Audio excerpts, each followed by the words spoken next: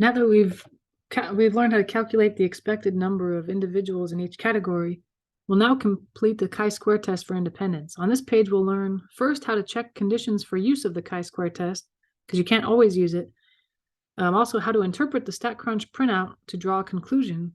And for those who like formulas, how to calculate the formula for the chi-square test statistic and use an applet to find the p-value based on the chi-square model. That this part is optional. We're not going to have to calculate the chi-square test statistic on our own. It'll, just in case you're curious about it, we'll show the formula, but we'll never have to do it by hand, in this class anyway. So look back at the same example, gender and body image. Here are hypotheses from the previous page. Okay, we had the null hypothesis here that there is no relationship between gender and body image. The variables are independent. The alternative hypothesis is that there is a relationship between them, that they are dependent. So below are the StatCrunch results for the gender and body image data. We'll show you how to use StatCrunch to conduct a chi-square test for independence soon. But just imagine that we had done it. We don't want to confuse everything by trying to figure out what buttons to press on StatCrunch and what to enter. Just imagine if this was given to you by StatCrunch. How do we interpret it? Recall that this data comes from a random sample of 1,200 college students. The expected counts are in parentheses. Okay. So we calculated the expected counts on the previous page. Okay. The rows are gender. And we put those, female, male, and then total. The columns, none. We're going to format the cells by expected count, the number. Okay. So the contingency table results are this, that the expected number is here. Just the same, the same that we had before. And then what was spit out by StatCrunch for us is the chi-square test statistic. The value of the chi-square test statistic is 47.17, and it gives you the p-value of that. So what's the probability that you would get that kind of chi-square test statistic? It's less than 0.0001. Okay, we'll scroll down just to see, how do you interpret these results? Okay. There are two conditions for the chi-square test. Okay. They are, first, the sample is random, which we're assuming it is. I think we were told that it is. Also, all of the expected counts are 5 or greater. Data meets these conditions. If you scroll back up to the table, let's see. Here, all the expected values are greater than 5. So yeah, even the smallest number, 37 of all these was this. That's the smallest, but that's still greater than 5, so we're good to go. And it was a random sample, or at least we were told it was. So the data meets these conditions, therefore we can apply the chi-square test. Now we'll state our conclusion. As with all hypothesis tests, we use the p-value to choose between two possible conclusions. A small p-value indicates that the differences between the observed and the expected counts are statistically significant. We reject the null and accept the alternative hypothesis. We conclude that the variables are dependent or related to each other. A large p-value indicates that the differences between the observed and the expected counts are not statistically significant. Differences this large are common in random sampling from a population in which the two variables are independent or not related. We do not have strong enough evidence to reject the null hypothesis. We fail to reject it. For this data, we see that the p-value is extremely small. Like it said, they didn't even say what it was. It's so small they can't even state it. It's less than 0.0001. Therefore, we're able to reject the null hypothesis and accept the alternative hypothesis. We conclude that gender and self-perception of body weight are related, or dependent, in other words. The p-value is the probability that random samples will have a chi-square test statistic larger than the calculated one. It was 47 point something, I think, for that observed sample. We can also describe the p-value as the likelihood that random samples will have larger relative differences in observed and expected counts relative to the expected counts than we observe in our sample. Therefore, as before, the p-value is a conditional probability based on the condition that the null hypothesis is true. Now we'll look at the formula itself. Just for those who like formulas, again, we'll never have to do this by hand, so don't worry too much, but it's kind of interesting where it comes from. For those who like formulas, here we'll show how to calculate the chi-square test statistic, and we use this. Chi is like this, looks like an X. Yeah, basically. I mean, I don't even do it fancy enough. I feel like you have to like thicken this one, and this one has a little curly guy on the top and the bottom. I don't know. It's kind of a fancy one. You'd probably see it in the fonts if you're typing, but writing it out is kind of weird. Anyway, chi-square, the 2 power means square. I guess that's where the square comes from. And chi is the letter in the Greek alphabet, I believe, chi. However, in this course, we do not calculate the chi-square test statistic by hand. Instead, we'll use technology to find it. So why should you review the formula for the test statistic? to see that each category of the response variable and each category of the explanatory variable contributes to the calculation. Note, though, that you will need to know how to calculate the degrees of freedom in order to use technology to find the chi-square test statistic. Now, here's the formula for the test statistic. Notice that it is a measurement of the differences between the observed and the expected counts. So remember that this symbol here means sum. It's a sum of, you subtract the differences between the observed and the expected, and then you raise it to the second power, and then divide by the number of expected. And it's the sum of all those. So for all the categories, male, female, underweight, overweight, about right. So there are kind of 6 things going on here. There are females who thought they were about right, males who thought they were about right, females who thought they were overweight, females who thought they were males who thought they were overweight, females who thought they were underweight, and males who thought they were underweight. Kind of six categories to break it down into, because there were two categories in the explanatory variable, 3 categories in the response variable. That's how many things you'd be adding together. 2 times 3, 2 genders, and then 3 categorical variables for the response variable. Anyway, you for each of those females that are about right, for example, you subtract the observed, because there were 560 females who actually said, I feel like I'm about right. The expected we calculated by doing, well, we said about, was it 71 point something % of females and males should say they're about right. So we calculated what is 71% of the number of females polled, and that was the second number, the 541 that you see here. Then that's those 2 subtracted, and then you square that, divided by the number of expected, again, 541.5. And then we create that same kind of fraction for the males who thought they were about right.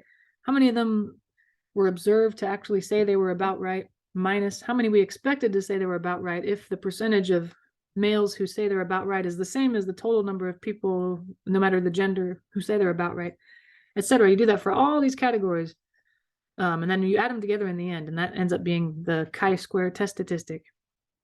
I feel like if you do this by hand, you could probably do it, but it's easy to make a mistake too. So that's not only is it kind of a difficult formula to use, it's also just so complicated with so many moving parts and numbers to type in and stuff. I'd make some kind of mistake either, but when I'm writing it down or when I'm typing it in my calculator, I think. So that's kind of another reason why using technology is probably better. Just makes fewer mistakes than I do, I think. Notice that each term in the equation contributes to the chi-square calculation. For each term in the equation, we take the difference between the observed and the expected count, we square it, and then we divide by the expected count. Once we do this for all the different categories, then we add the values to get the chi-square test statistic. Okay, so as it said, we don't have to do that by hand. That's just kind of if you're interested, or it makes you appreciate being able to use technology to do it. But like it said, if we're going to do the chi-square test statistic or find it using StatCrunch, we do have to calculate the number of degrees of freedom and the p-value, or we have to find the degrees of freedom anyway. So that's one thing we will have to do. There are many chi-square curves, just like there are many t-curves. Like the t-curve, the chi-square curve depends on degrees of freedom. The degrees of freedom for the test of independence are degrees of freedom equals the number of explanatory categories minus 1 multiplied by the number of response categories minus 1. So kind of like I was saying above, there were 6 things we were adding together, because you multiply, okay, the number of categories and the response, the explanatory variable, there were 2 because there are 2 genders. You multiplied by the number of categories in the response variable, there were 3 because you could either say you're underweight, overweight, or about right. So it's kind of similar here, but we're doing them minus 1. So the number of explanatory categories and the explanatory categories,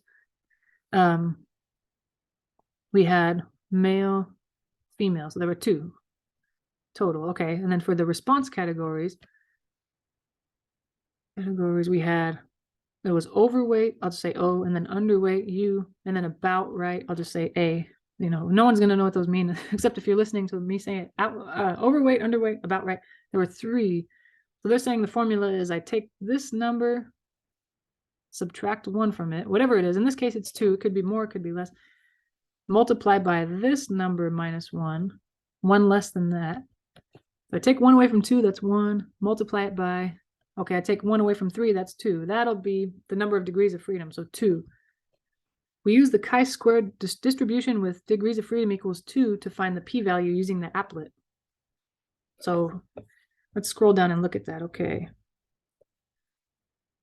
In this applet, yeah, you'd have to tell me the number of degrees of freedom. Okay, in this case, we said it was 2.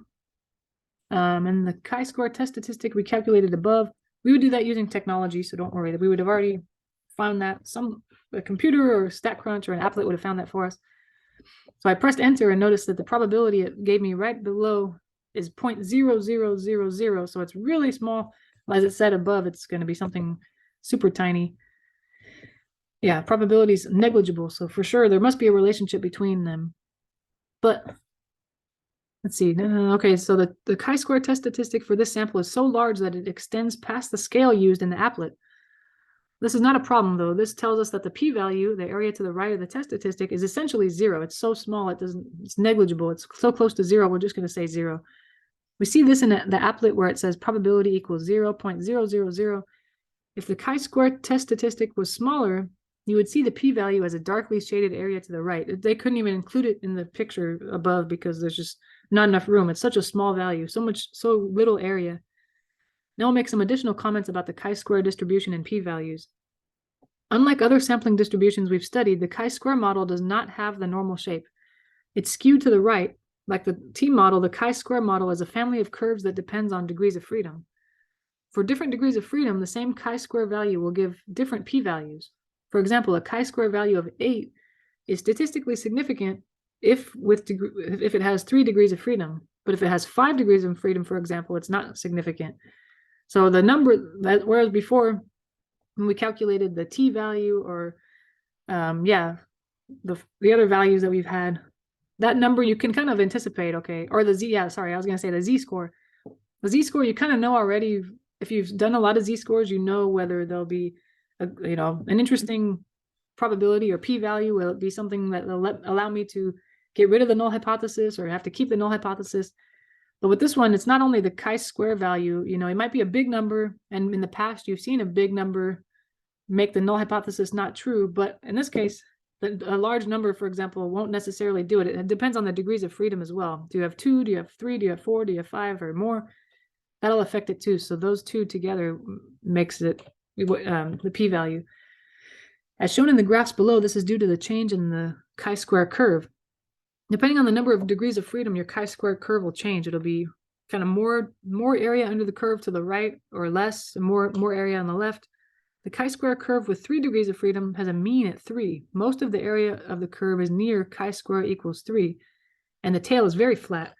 The area to the right of the chi-square equals 8, for example, which is the p-value, is only 0.0468. Let's scroll down and look at that here. Yeah, so you can tell that this curve, the one where degrees of freedom equals 3, it looks like someone pushed the curve closer to the vertical axis. This one's more flattened out, like someone squished it downward.